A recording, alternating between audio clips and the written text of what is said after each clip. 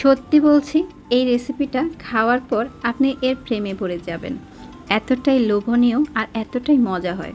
দেখতেই পাচ্ছেন আমি কিন্তু সজনে পাতার ডাল থেকে পাতাগুলি ছিঁড়ে তারপর আলাদা করে নিয়েছি আর ধুয়ে জ্বালনিতে ঝরা দিয়ে রেখেছিলাম। পরিষ্কার কাপড় দিয়ে এটা কিন্তু পানিটা একেবারে শুকিয়ে নিয়েছিলাম। এরপর কিন্তু চুলায় একটা প্যান বসিয়ে দিয়ে গরম করে ডুবো ডুবো তেলের মধ্যে ভেজে নিচ্ছি। আর এই একইভাবে কিন্তু আমি সবগুলো পাতা ভেজে নিব।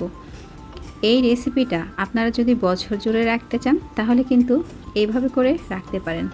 সজনে পাতা কিন্তু সচরাচর ঢাকার শহরে দেখা যায় না, দেশ গ্রামে আছে, তবে আমার মা চাচিরা কিন্তু অনেকেই জানেন না যে এই রেসিপিটা এতটা মজা হয় খেতে।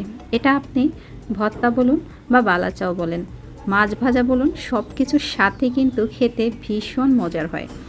এই রেসিপিটা যারা কখনো না খেয়েছেন একবার হলেও ট্রাস্ট মি আপনার ট্রাই করবেন। এটা খেতে এতটাই টেস্টি আর এতটাই মজা হয় যে কখনো না খেয়েছেন সেও যদি একবার খান এর কিন্তু প্রেমে পড়ে যাবেন। তো এখানে আমি সব কিছু কিন্তু একসাথে করে মেখে নিচ্ছি। আমি কিন্তু বড় একটা মিক্সিং বোলে নিয়ে নিয়েছিলাম আর একটু মেখে নিয়েছি। এবার কিন্তু আমি রেখে দিব খুবই সুন্দর করে কাচের জারে। আর অবশ্যই কিন্তু পেঁয়াজ রসুন তার সাথে লবণ দিয়ে খুব ভালো করে ভেজে নেবেন।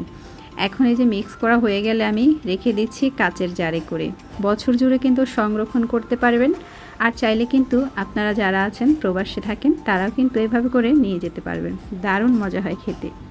তো বন্ধুরা, আজকের ভিডিওটি যদি ভালো লেগে থাকে তাহলে অবশ্যই কিন্তু আমার ফেসবুক পেজটিকে ফলো দিবেন। আর যারা ইউটিউব থেকে দেখছেন তারা চ্যানেলটিকে সাবস্ক্রাইব করে পাশে থাকবেন। ধন্যবাদ।